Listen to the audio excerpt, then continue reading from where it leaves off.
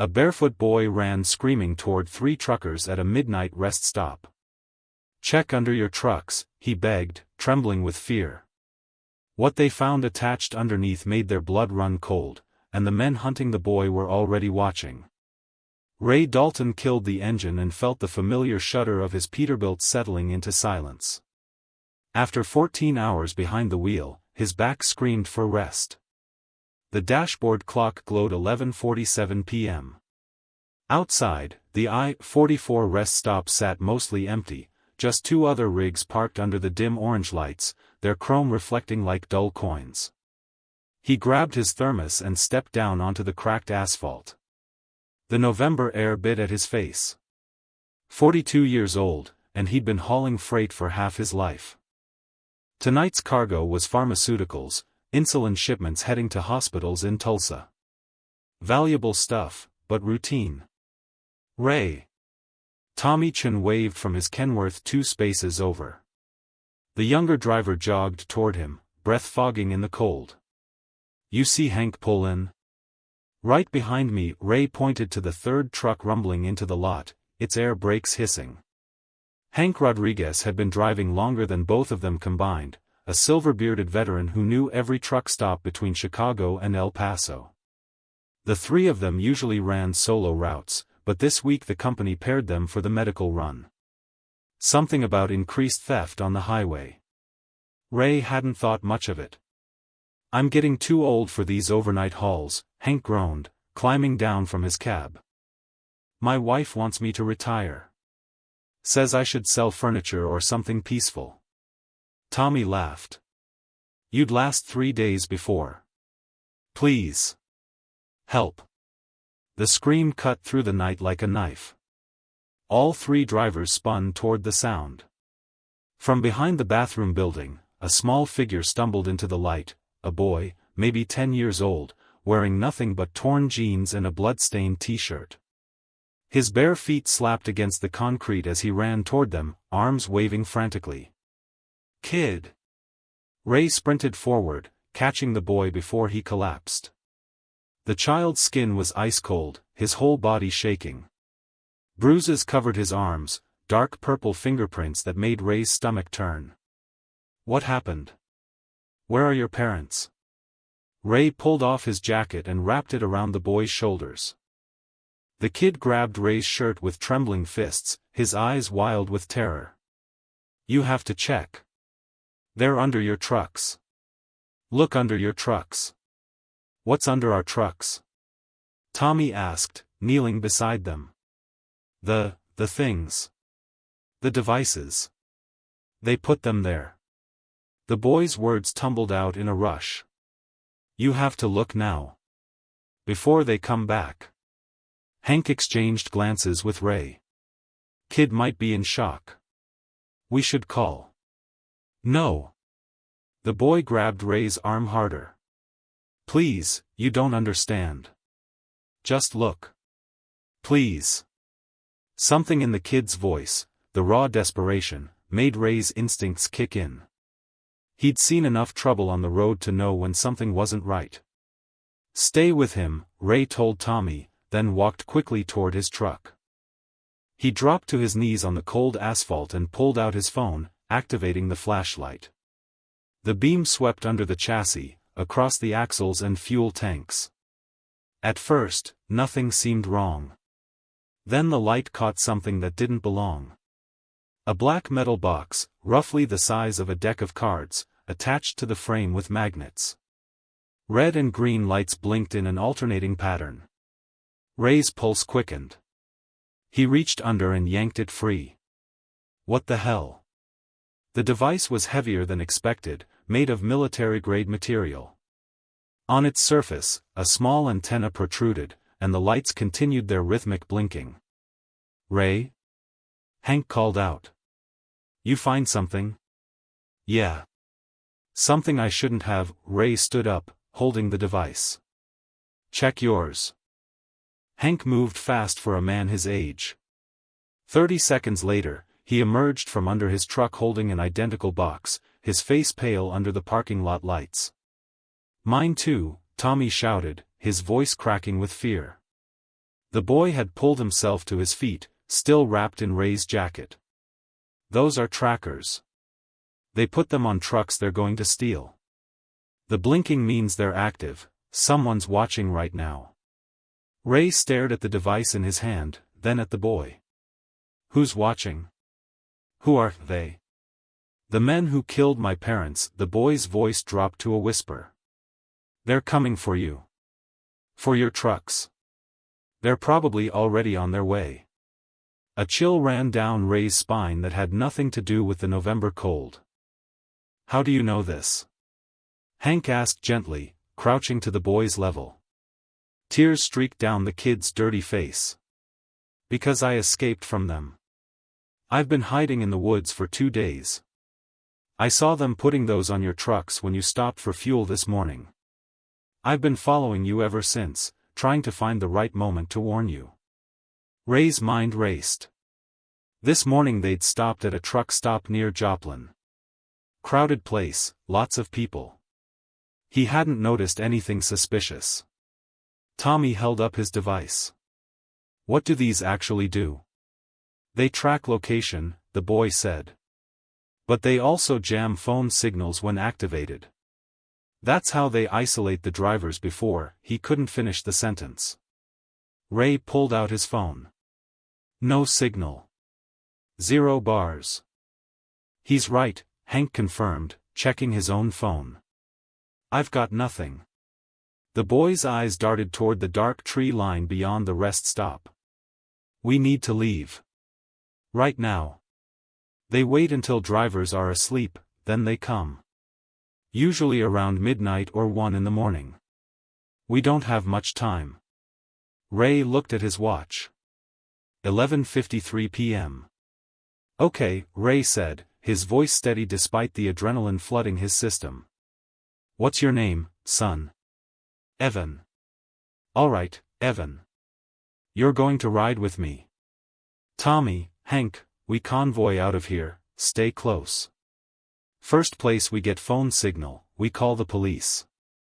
Where do we go? Tommy asked, already backing toward his truck. East. Away from our route. We need to. Headlights appeared at the rest stop entrance. A black SUV with tinted windows rolled slowly into the parking lot, its engine a low growl.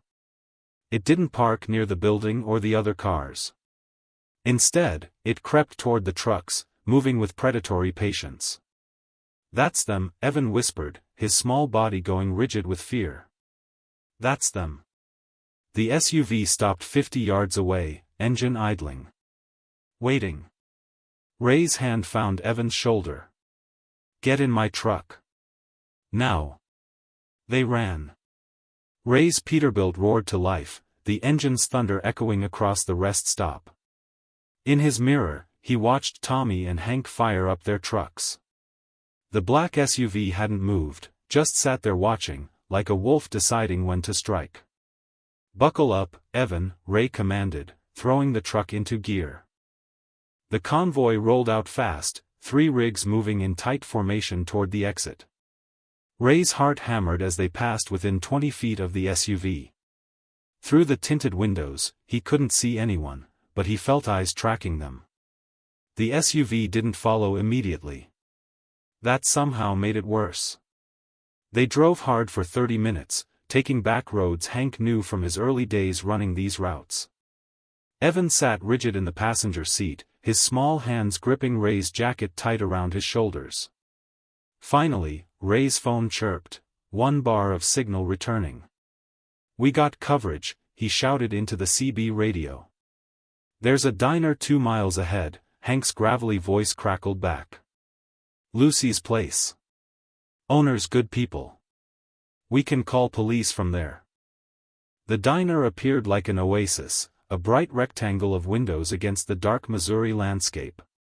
Its neon sign flickered, open 24 hours, 3 cars sat in the parking lot. Safe. Public. They parked the trucks and rushed inside. The warmth hit Ray like a wall.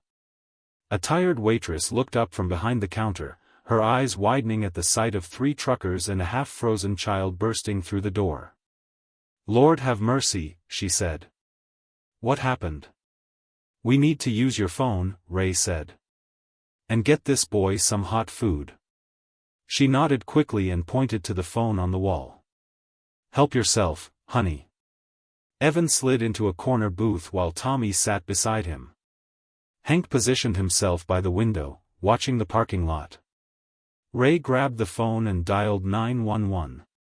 Nothing. He tried again. The line was completely dead, not busy, just silent. Phone's not working, Ray said, feeling ice creep back into his veins. The waitress frowned. That's strange. It was fine an hour ago. Evan's voice was small but certain. They're close. The jammers have a 2-mile range. Ray set the phone down slowly. Evan, I need you to tell us everything. Right now. Who killed your parents? The boy's eyes filled with tears, but his voice stayed steady, like he'd been practicing this story, waiting for someone to finally listen. My mom and dad were truck drivers. Like you. They did long-haul routes together, one drove while the other slept. About 3 months ago, they started noticing things. Trucks going missing on certain routes. Drivers found beaten up or worse. The police said it was random robberies, but my dad didn't believe it. The waitress brought over hot chocolate and a plate of eggs. Evan wrapped his hands around the mug but didn't drink. Dad started asking questions. Talking to other drivers. He found out there was a pattern: trucks carrying medical supplies, electronics, anything valuable that could be resold. A cartel was targeting them. They had people everywhere. Truck stops. Way stations. Even some cops. Hank swore under his breath. My parents tried to warn their company, but nobody listened. So they decided to quit, get out before they became targets. Evan's voice cracked. But they knew too much. 2 weeks ago, men came to our house. They took all 3 of us. Tommy leaned forward. Where did they take you? A warehouse. Maybe in Oklahoma, I'm not sure. There were other kids there too. Kids whose parents were drivers. They kept us in a basement. Evan's hands shook. I heard the men talking. They use us as insurance. To make sure drivers cooperate when they hijack the trucks. And if the drivers fight back or try to run. He didn't need to finish. Ray felt rage building in his chest, hot and tight. How did you escape? 3 nights ago, one of the guards got drunk and forgot to lock the door properly. I squeezed through and ran. I've been hiding ever since, trying to figure out how to warn people. When I saw them putting trackers on your trucks this morning, I knew I had to follow you. I had to try to save someone. You did save us, Tommy said softly. You're incredibly brave, kid. We need to move, Hank said from the window. His voice was tense. Black SUV just pulled into the parking lot. Ray moved to the window. The same vehicle from the rest stop sat under a streetlight, engine running. Back door, the waitress said quickly, reading the situation. Through the kitchen. Go. They moved fast, but as Ray pulled Evan toward the kitchen, his phone buzzed, 1 bar of signal breaking through the jamming. He grabbed it and dialed 911.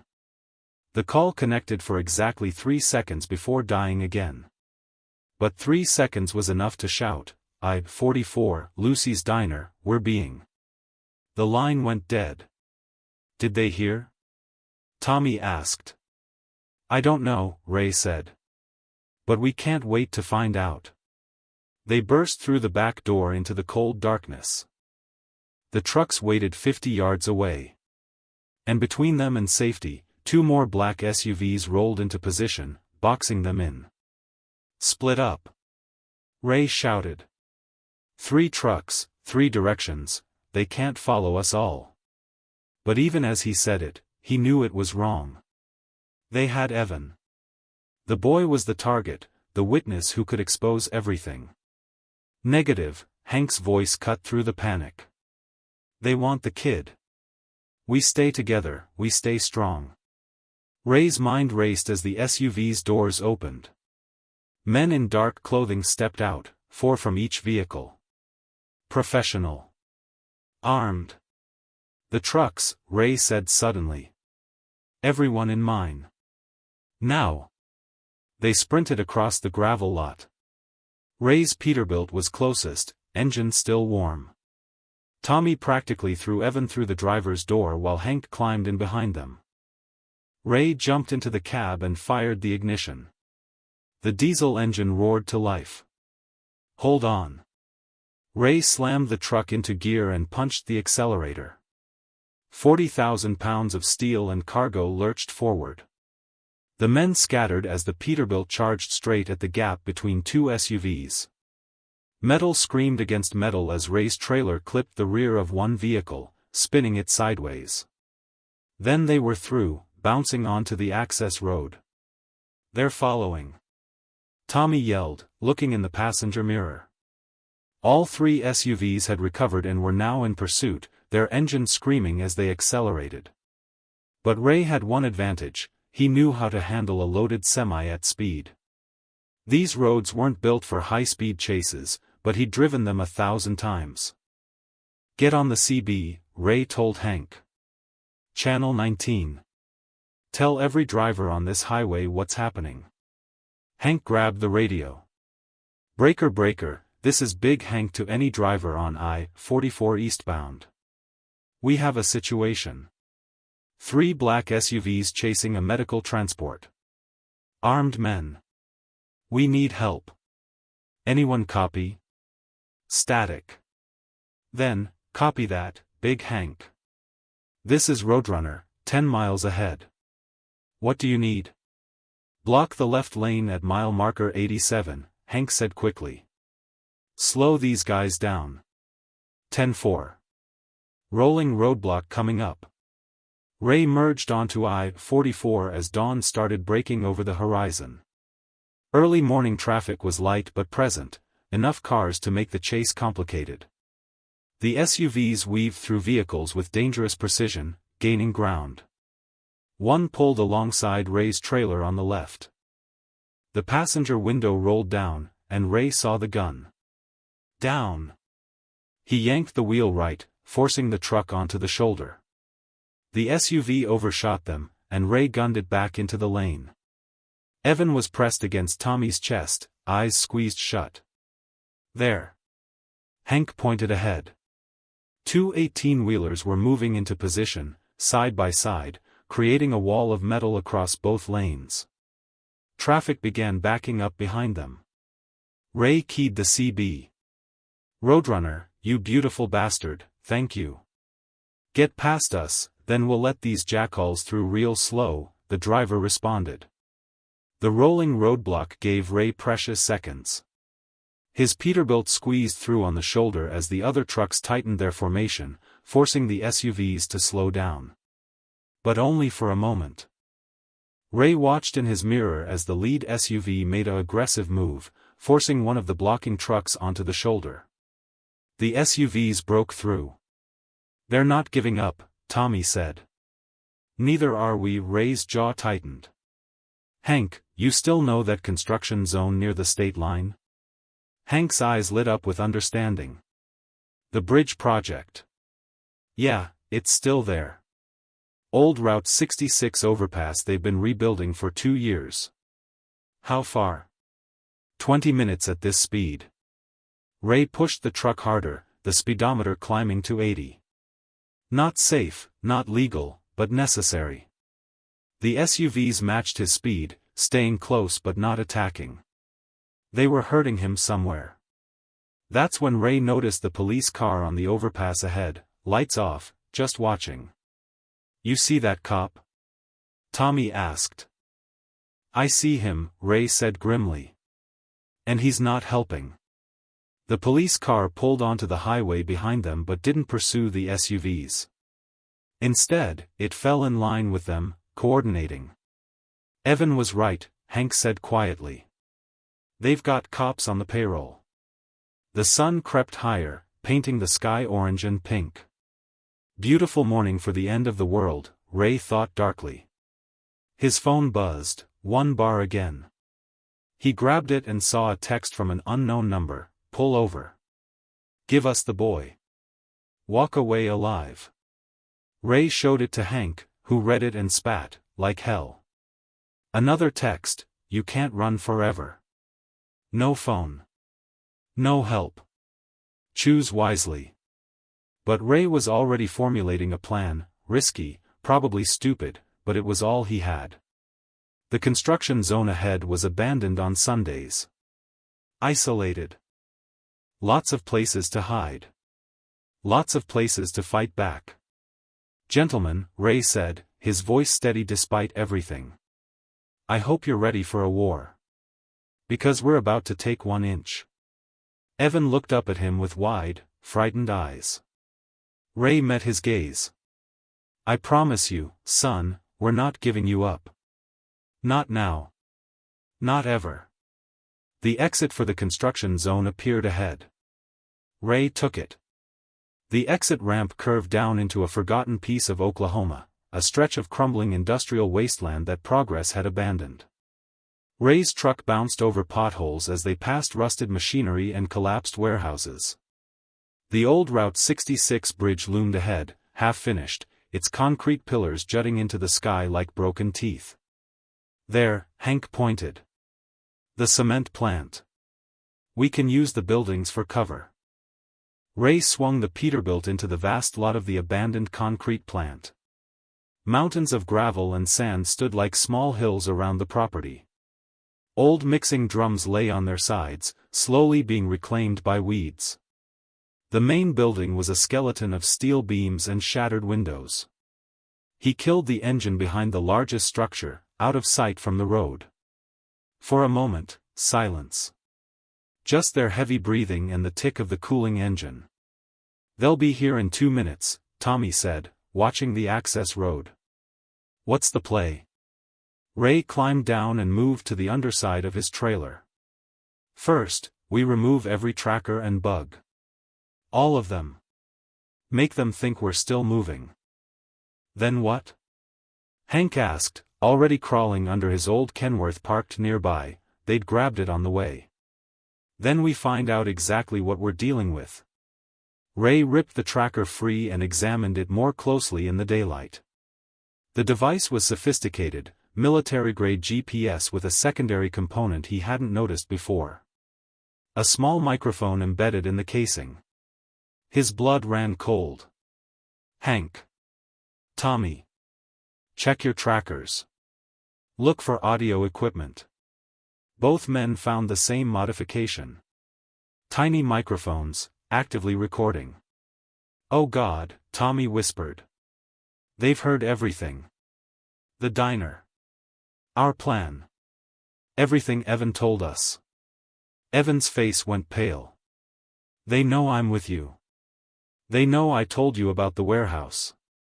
About the other kids." Ray's mind raced backwards through their conversations. The men chasing them had heard about the 911 call, knew they were heading to this construction zone, understood their every move before they made it.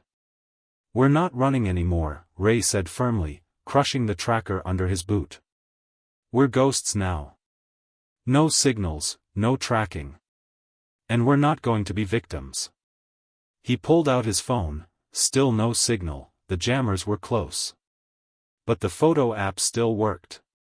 Ray began photographing the crushed devices, documenting the serial numbers and manufacturer markings visible on the circuit boards. "What are you doing?" Evan asked. "Evidence. We might not get out of this, but these photos upload automatically when we get signal. Someone will find them." A noise from outside, engines approaching.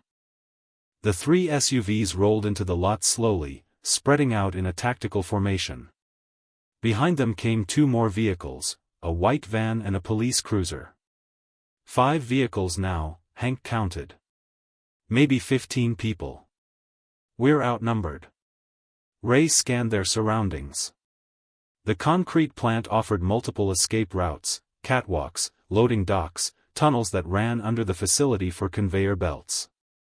But they also had limited supplies, no weapons, no food, and nowhere to run that wouldn't lead straight back into the trap. "The bridge," Ray said suddenly. "The construction zone. There are work trailers up there, isolated offices. Some might have landlines that aren't jammed." "That's a quarter-mile on foot across open ground," Tommy protested. "Then we make them think we went the other way." Ray grabbed the trackers and bugs they'd collected, 5 in total. He handed them to Hank. "You still remember how to hot-wire old equipment?" Hank grinned despite the tension. "Are you thinking what I think you're thinking? The old dump truck by the east fence.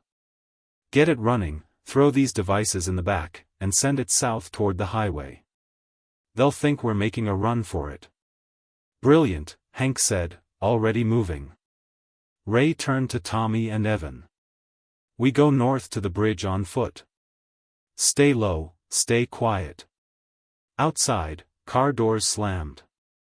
Men's voices called out, coordinating a search pattern. A voice boomed across the lot, amplified by a megaphone.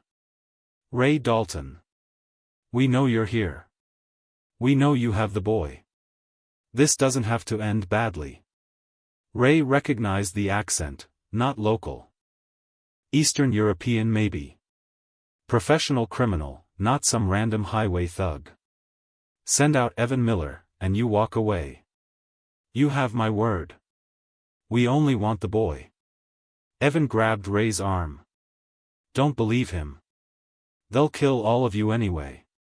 That's what they do." "I know," Ray said quietly. "I've met men like this before." He'd seen them in truck stops, heard stories from other drivers about robberies gone wrong. These weren't petty thieves, this was organized crime. The megaphone crackled again. "You have 5 minutes to decide. After that, we come in. And we won't be gentle." A rumble echoed from the east side of the property. Hank had gotten the dump truck started. The ancient vehicle lurched forward with a grinding of gears, heading toward the southern exit. Immediately, 2 of the SUVs peeled off in pursuit. "Now!" Ray grabbed Evan and ran. They sprinted through the shadows of the concrete plant, using the equipment and debris as cover. Tommy followed close behind, his younger legs keeping pace easily. Behind them, shouts erupted as the remaining men realized the diversion. Gunshots cracked through the morning air. Ray pushed Evan ahead into a drainage culvert that ran under the property. The concrete tube was barely 4 feet high, forcing them to crouch run through mud and standing water. "Keep moving," Ray urged. They emerged on the north side, the bridge looming directly ahead. But between them and safety, standing beside the police cruiser, was a man in a sheriff's uniform holding a rifle. And he was smiling. The corrupt sheriff raised his rifle, but Ray was faster. He grabbed a chunk of broken concrete and hurled it with all his strength. The rock struck the man's shoulder, spinning him sideways. His shot went wild, sparking off metal somewhere behind them. "Go!" Ray shoved Evan forward. They scrambled up the embankment toward the bridge construction site. Tommy reached the top first and pulled Evan up. Ray hauled himself over the edge just as another shot rang out, this one closer. "Through there." Tommy pointed to a gap in the chain-link fence. They squeezed through and found themselves among the construction equipment, cement mixers, steel beams, stacks of rebar. Work trailers sat in a cluster near the unfinished bridge span. Ray made for the nearest one and kicked the door open. Inside, a desk, filing cabinets, and, thank God, a landline phone on the wall. Ray grabbed it. Dial tone. Beautiful, blessed dial tone. The jammers couldn't reach this far. He dialed a number from memory, one he'd kept in his head for emergencies. It rang 3 times before a woman's voice answered, sharp and alert despite the early hour. "Quinn. Mara, it's Ray Dalton. I need help. Real help. Detective Mara Quinn had retired from the Oklahoma City PD 5 years ago, but she'd been Ray's friend for longer than that. They'd met when she'd investigated a hijacking case that nearly killed him. She'd saved his life then. "Ray? What's wrong?" He gave her the fastest briefing of his life: the trackers, the boy, the chase, the cartel, the corrupt cops. He heard her moving on the other end, already gearing up. "Where are you exactly?" "Old Route 66 bridge construction, just past the state line." "Mara, they've got police working with them. I don't know who to trust." "You trust me. I've still got contacts, good people. Federal people. This is bigger than local PD if there's cartel involvement." Her voice was steady, professional. "Can you hold out for 2 hours?" Ray looked out the trailer window. Men were spreading through the construction site, searching methodically. "Maybe. If we're smart and lucky. There's a truck stop called Desert Rose, about 40 miles east on Highway 60. Independent owner, no corporate connections. Owner's name is Sarah Chen, Tommy's aunt, actually. She's helped law enforcement before. Get there if you can. I'll coordinate with the FBI and meet you." "Tommy's aunt?" Ray glanced at Tommy, who nodded confirmation. "Small world," Mara said. "Now listen carefully. These cartels don't just hijack trucks, they're using the routes for human trafficking. If that boy escaped from them, he's seen faces, locations, everything. They'll never stop hunting him unless we cut off the head of this operation. So what do we do?" "You become the bait." Mara's voice turned calculating. "They want you isolated and desperate. Give them that, but on your terms. Lure them into a controlled situation where we can record everything, identify everyone, and bring in federal backup without tipping off the corrupt locals." Ray felt his pulse quicken. "You want us to stage an ambush? A trap within a trap. Make them think they've won, then flip it." "But Ray, this is dangerous. If you'd rather run, I'll arrange witness protection for the boy and—" "No." Ray looked at Evan, huddled in the corner with Tommy's arm around him. The kid had run for 3 days straight, survived hell, and risked everything to save 3 strangers. "We're not running. Tell me the plan." Mara outlined her strategy over the next 10 minutes. It was risky, insane, even. But it might work. A noise outside, footsteps on gravel. Ray hung up quickly. Under the desk, he whispered to Evan. "Don't make a sound." 2 men entered the trailer, both armed. They swept the room quickly, professionally. Ray held his breath behind a filing cabinet. Tommy pressed flat against the wall behind the door. "Clear," one man said into his radio. They left. Ray waited 30 seconds, then emerged. "We need to move. Now." They slipped out the back of the trailer and worked their way through the construction site, using equipment for cover. In the distance, Ray could see Hank's dump truck had been stopped, surrounded by SUVs.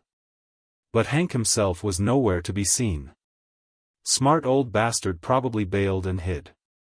It took them 3 hours to work their way back to civilization, staying off roads and moving through fields and tree lines. By the time they reached a small gas station with a payphone, the sun was high overhead. Ray called Mara back. "We're clear for now. What's next?" "Sarah Chen is expecting you at Desert Rose truck stop. She's setting up cameras, preparing the site. I've got FBI agents mobilizing, but they need evidence, hard evidence. Video, audio, faces, names. The boy can identify them. Then we make sure his testimony is backed up by irrefutable proof. Get to Desert Rose. Rest. Tonight, we end this." Ray hung up and looked at his companions. Tommy was exhausted, Evan was barely standing, and Ray himself felt every one of his 42 years. "One more push," he told them. "Then we fight back." They caught a ride with a sympathetic farmer and reached Desert Rose truck stop just as evening fell. Sarah Chen met them at the door, a stern woman in her 60s who took one look at Evan and immediately pulled him into a protective embrace. "You're safe here," she said firmly. "Now let's get ready to end these bastards." The plan was simple. The execution would be anything but. Ray stood beside his Peterbilt at the same abandoned bridge construction zone they'd fled from yesterday. This time, they'd returned deliberately. The truck sat jackknifed across the access road, blocking both lanes. Steam hissed from the hood. Sarah Chen's mechanic had rigged it to look like a catastrophic engine failure. "You sure about this?" Tommy asked, adjusting the tiny camera hidden in his shirt collar. Sarah had provided 6 high-definition cameras, all streaming live to a private server and simultaneously to 3 news stations. Whatever happened next would be recorded from multiple angles. "No," Ray admitted. "But Mara's right, this is the only way to get them all in one place." Hank emerged from beneath the trailer where he'd been placing the final camera. "Audio and video are live. FBI is watching from 15 miles out. They'll move in on Mara's signal." Evan sat in the truck's cab, visible through the windshield. The bait. Ray hated using the kid this way, but Evan had insisted. "They'll come for me," the boy had said last night at Desert Rose. "Let them. But this time, we'll be ready." Now, in the harsh afternoon sun, Ray checked his watch. 2:47 p.m. According to the plan, Mara had leaked their location through a controlled channel, a supposedly corrupt dispatcher who was actually working with the FBI. The cartel would receive the information and believe they'd finally cornered their prey. "How long?" Tommy asked. "Any minute now." Ray's phone buzzed, 1 bar of signal. A text from Mara, 4 vehicles inbound. "Stay calm. We're watching." "Here we come," Ray muttered.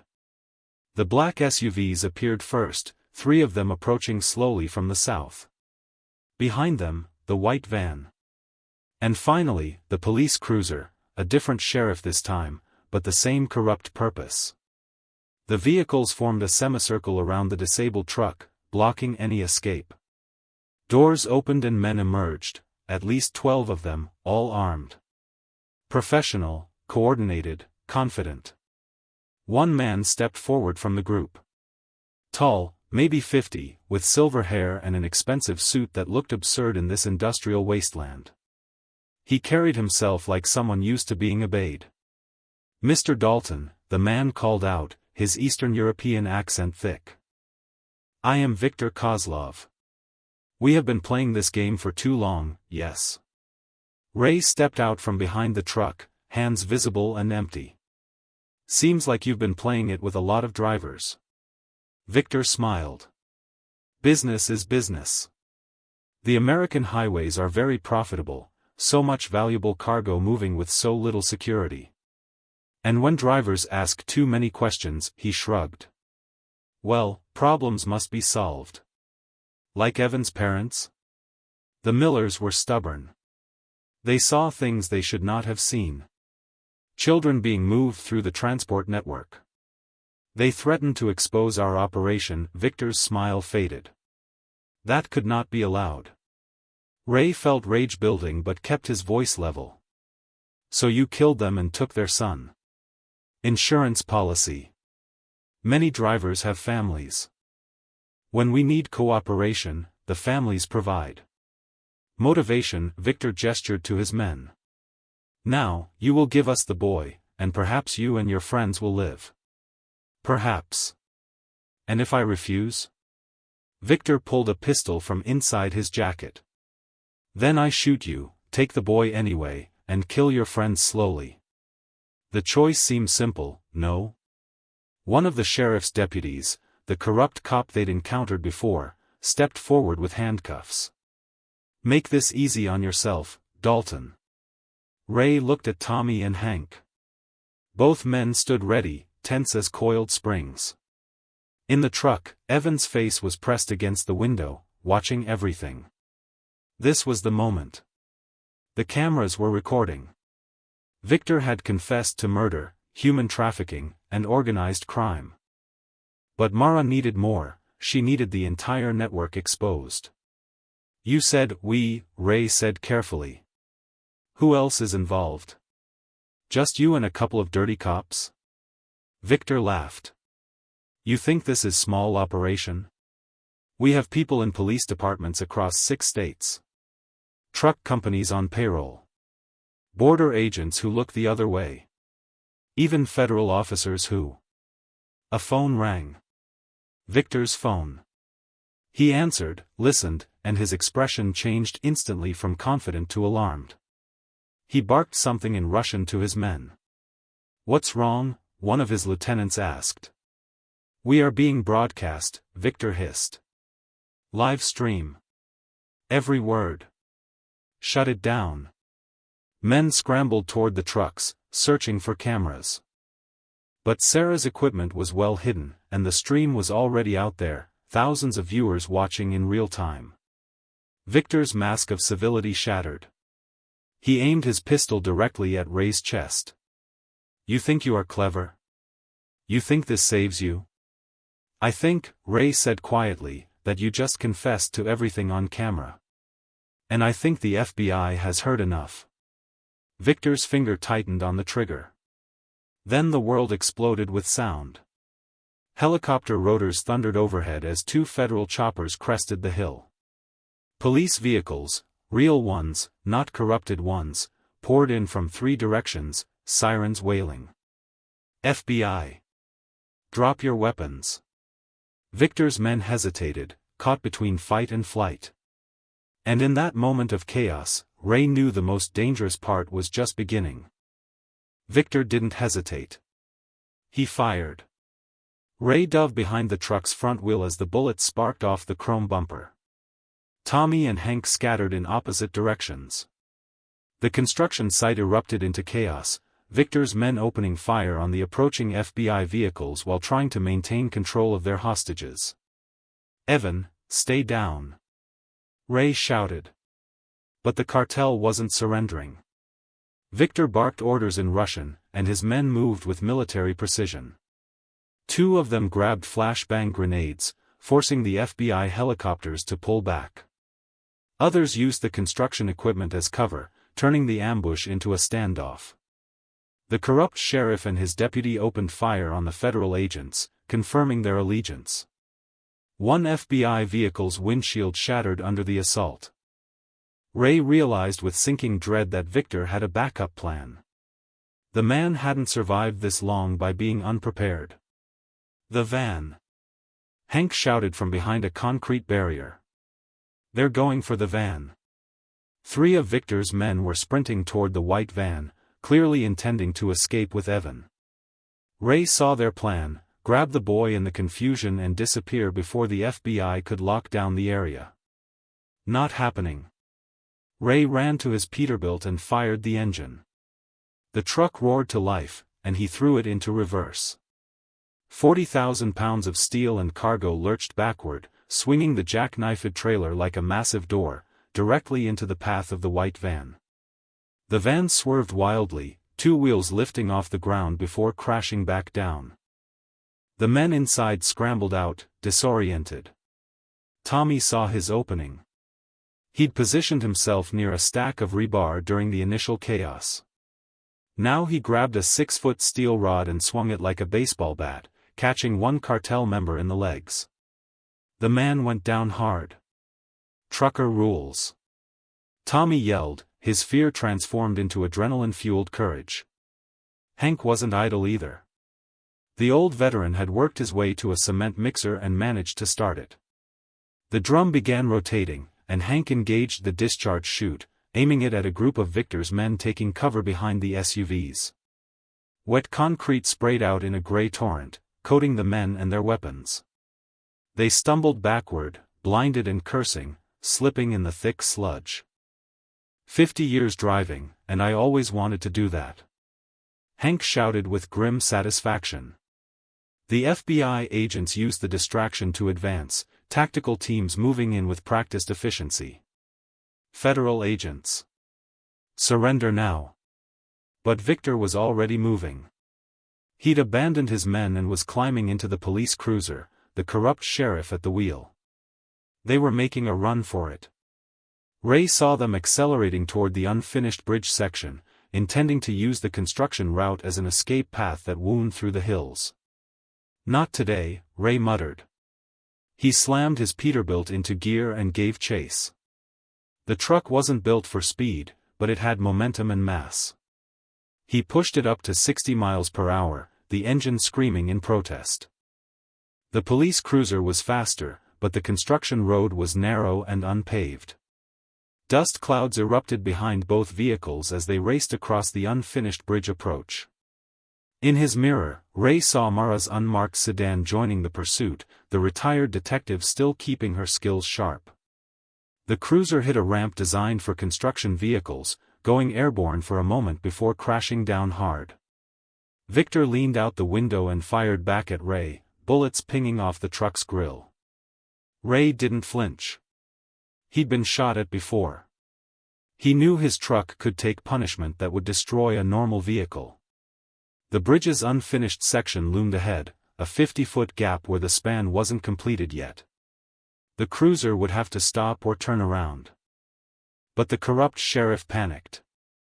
He tried to brake too late, and the car skidded on loose gravel. It spun sideways, teetering at the edge of the unfinished section. Ray stopped the truck 20 feet away and jumped out. Victor kicked open the passenger door and stumbled out, his suit covered in dust, his face twisted with rage. He still had his pistol, and he aimed it directly at Ray. "You have ruined everything," Victor shouted. "Years of operation. Millions in profit. For what? One boy? For every kid you've hurt," Ray said evenly. "Every driver you've killed. Every family you've destroyed." Mara's sedan skidded to a stop behind Ray's truck. She emerged with her weapon drawn. "Victor Kozlov. Drop it. Now." Victor looked between Ray and Mara, calculating his odds. Behind them, the sounds of the main battle were dying down, arrests being made, handcuffs clicking. "You cannot stop us all," Victor said bitterly. "We are everywhere. Cut off one head, two more grow." "Maybe," Ray replied. "But today, we're cutting off yours."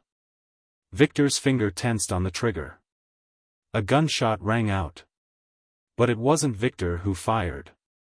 The corrupt sheriff, still in the cruiser, had shot Victor in the back, a desperate attempt to eliminate the witness who could expose deeper corruption. Victor collapsed, his eyes wide with shock and betrayal. The sheriff tried to drive away, but his cruiser's back wheels spun uselessly at the edge of the drop. Mara was on him in seconds, dragging him out and cuffing him while reciting his rights. FBI agents swarmed the area, securing the scene. Ray stood there, breathing hard, barely believing they'd survived. A small voice called out, "Ray." Evan ran toward him from where Tommy had kept him safe. The boy crashed into Ray's chest, and Ray wrapped his arms around him tightly. "It's over," Ray said softly. "It's finally over." The safe house sat on the outskirts of Austin, a quiet ranch-style home surrounded by oak trees. Federal agents had brought them here after 12 hours of interrogations, medical checks, and debriefings. Ray sat on the porch at sunrise, a cup of coffee cooling in his hands, watching the sky turn from purple to gold. Behind him, the screen door creaked open. Evan stepped out, wearing new clothes the FBI had provided, jeans and a dinosaur t-shirt that seemed impossibly normal after everything they'd been through. "Couldn't sleep either?" Ray asked. Evan shook his head and sat down beside him. For a long moment, they just watched the sunrise together in comfortable silence. "Agent Morrison said they found the warehouse," Evan said quietly. "The one where they kept us. They rescued 11 other kids. Most of them have families to go back to." "That's good," Ray said. "That's real good." My parents didn't have any other family. No grandparents, no aunts or uncles. Evan's voice was small. Agent Morrison said I'll go into foster care. Probably somewhere far away where the cartel can't find me. Ray felt something twist in his chest. Over the past 3 days, this brave, terrified boy had become something more than just someone he was protecting. Evan had saved their lives, trusted them completely, and faced horrors no child should ever experience. What if, Ray said carefully, you didn't go to strangers? Evan looked up at him with those wide, hopeful eyes. I'm just a trucker, Ray continued. I drive long routes, I'm on the road a lot. My apartment isn't fancy. But I've been thinking. I've been alone for a long time. Maybe too long. And you need someone who'll keep you safe, who understands what you've been through. You want to keep me? Evan's voice cracked. If you'll have me. We'd have to go through the official process, background checks, home visits, all of it. Agent Morrison said it's possible, especially given the circumstances. I'd have to change my routes, maybe take regional runs instead of long haul. But yeah, kid. If you want, I'd like to be your family. Evan threw his arms around Ray's neck, and Ray felt tears soaking into his shirt collar. He held the boy tight, this small person who'd fought so hard to survive, who'd risked everything to save 3 strangers. I want that, Evan whispered. I want that so much. The screen door opened again. Tommy and Hank emerged, both looking exhausted but alive. Behind them came Detective Mara Quinn and FBI Agent Morrison, a stern woman in her 40s who'd been coordinating their protection. Gentlemen, Morrison said. I wanted to give you the final update before you're cleared to leave. Viktor Kozlov survived his gunshot wound and is singing like a canary, giving us names, locations, the entire network structure. We've made 63 arrests across 6 states in the past 18 hours. The operation is dismantled. And the corrupt cops? Hank asked. 7 officers arrested, including 2 sheriffs and a state trooper. The investigation is ongoing, there may be more. Morrison's expression softened slightly. What you did was reckless and dangerous. It also saved lives and exposed a trafficking operation we didn't even know existed. The Bureau is grateful. Mara smiled. What she means is you're all heroes, and she's terrible at saying thank you. Morrison actually cracked a smile. Your trucks have been recovered and inspected. Clean. You're free to return to work whenever you're ready. What about us? Tommy asked nervously. Are we in trouble for the chase, the property damage, all of it? Self-defense and citizen action in the face of immediate danger, Morrison said. No charges. Though I strongly suggest you leave the detective work to professionals in the future. Deal, all 3 truckers said in unison. Morrison turned to Ray. Mr. Dalton, regarding your inquiry about foster placement, the process will take time, but given the circumstances and your role in protecting Evan, you're being fast-tracked. Temporary emergency custody has been approved while the full evaluation proceeds. Ray felt Evan grip his hand tighter. There's one condition, Morrison added. Evan will need counseling, professional help processing his trauma. And you'll need support too. Taking in a child who's been through this isn't easy.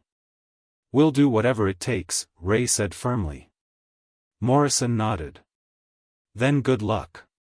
You're both going to need it. 3 weeks later, Ray's Peterbilt rolled down Interstate 35, heading for a delivery in San Antonio.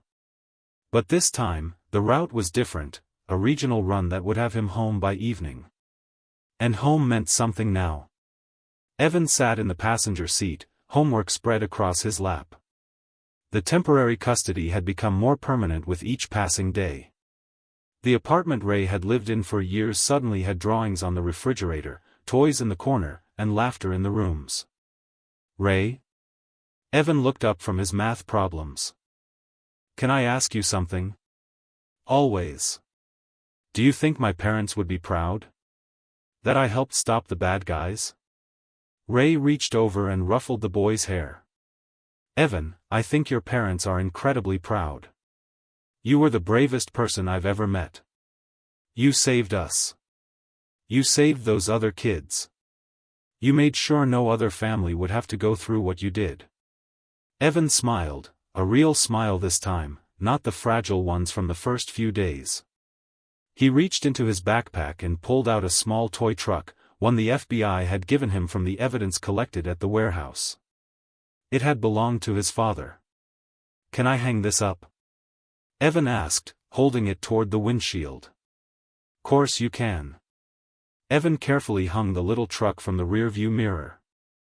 It swayed gently as they drove, catching the morning light. On the CB radio, Hank's voice crackled, "Hey Ray, you got your ears on?" Ray picked up the mic. "I'm here, Hank. What's up?" "Just wanted to say. It's good to have you back on the road, partner. Both of you." Tommy's voice joined in, "Convoy's not complete without you guys. See you at the truck stop for lunch?" Ray looked at Evan, who nodded eagerly. 10-4, Ray said into the radio. "We'll be there." As they drove into the sunrise, the toy truck swinging gently from the mirror, Ray realized something had changed fundamentally in his life. For years, he'd been running routes alone, moving cargo from place to place, existing but not really living. Now he had purpose. He had family. The road stretched ahead, full of possibilities and new beginnings.